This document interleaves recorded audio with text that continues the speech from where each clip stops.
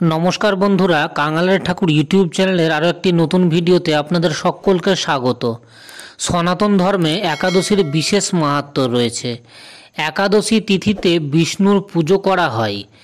চৈত্র মাসের কৃষ্ণপক্ষের একাদশী তিথি পাপমোচনী একাদশী নামে পরিচিত। পুরাণ অনুযায়ী এই একাদশীর ব্রত পালন করলে জ্ঞানত অজ্ঞানত করে থাকা পাপ থেকে মুক্তি পাওয়া যায়।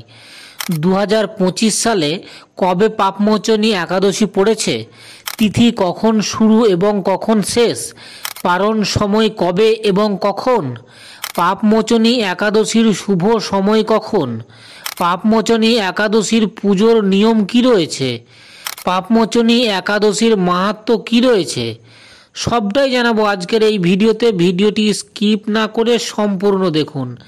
তার আগে যারা চ্যানেলটিকে এখনও সাবস্ক্রাইব করেননি তারা অবশ্যই চ্যানেলটিকে সাবস্ক্রাইব করুন নিত্য নতুন আপডেট পেতে। বৈদিক পঞ্জিকা অনুযায়ী চৈত্র মাসের কৃষ্ণপক্ষের পাপমোচনী একাদশী তিথি শুরু হবে 25শে মার্চ 2025, বাংলা 11ই চৈত্র 1431, মঙ্গলবার ভোর 5:05।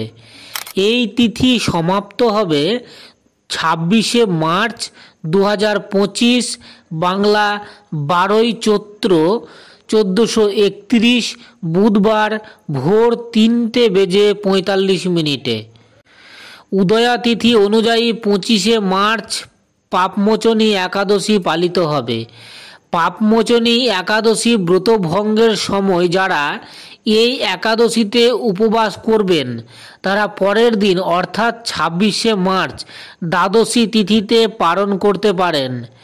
পালন সময় হল 26শে মার্চ, বাংলা 12ই চৈত্র, দুপুর 1:41 থেকে সন্ধে 4:08 পর্যন্ত।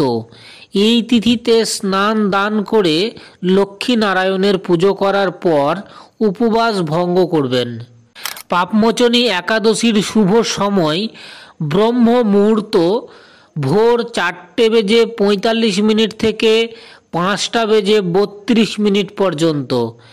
অভিজিৎ মুহূর্ত দুপুর 12:03 থেকে 12:52 পর্যন্ত। বিজয় মুহূর্ত দুপুর 2:30 থেকে 3:19 পর্যন্ত। গোধূলি মুহূর্ত সন্ধে 6:38 থেকে 6:57 পর্যন্ত। সন্ধ্যাকাল সন্ধ্যা 6:35 থেকে 7:45 পর্যন্ত। পাপমোচনী একাদশী পুজোর নিয়ম। পাপমোচনী একাদশীর আগের দিন সমস্ত ঘর গঙ্গাজল দিয়ে শুদ্ধ করবেন। একাদশী তিথিতে ভোরবেলা তাড়াতাড়ি উঠে স্নান করে ব্রতর জন্য সংকল্প নেবেন। পুজোর স্থানে 7টি অন্নের ঢিপি তৈরি করবেন।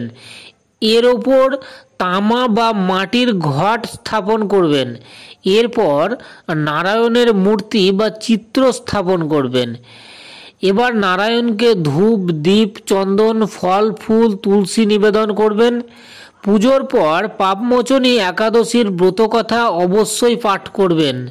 পাপমোচনী একাদশীর দিনে অবশ্যই এই একটা কাজ করবেন। একাদশীর দিন ব্রহ্ম মুহূর্তে উঠে স্নান করে ব্রতের জন্য সংকল্প নেবেন। পুজোর সময় নারায়ণকে হলুদ মিষ্টির ভোগ নিবেদন করবেন।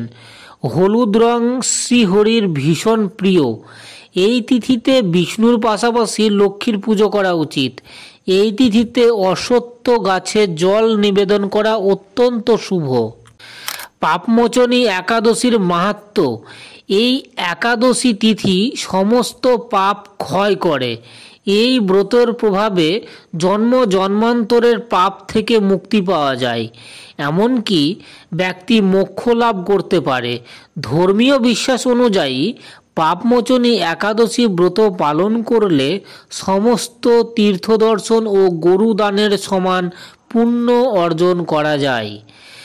পাপমোচনী একাদশী ব্রতকথার ভিডিও আসবে এই চ্যানেলেই পরবর্তী ভিডিওতে।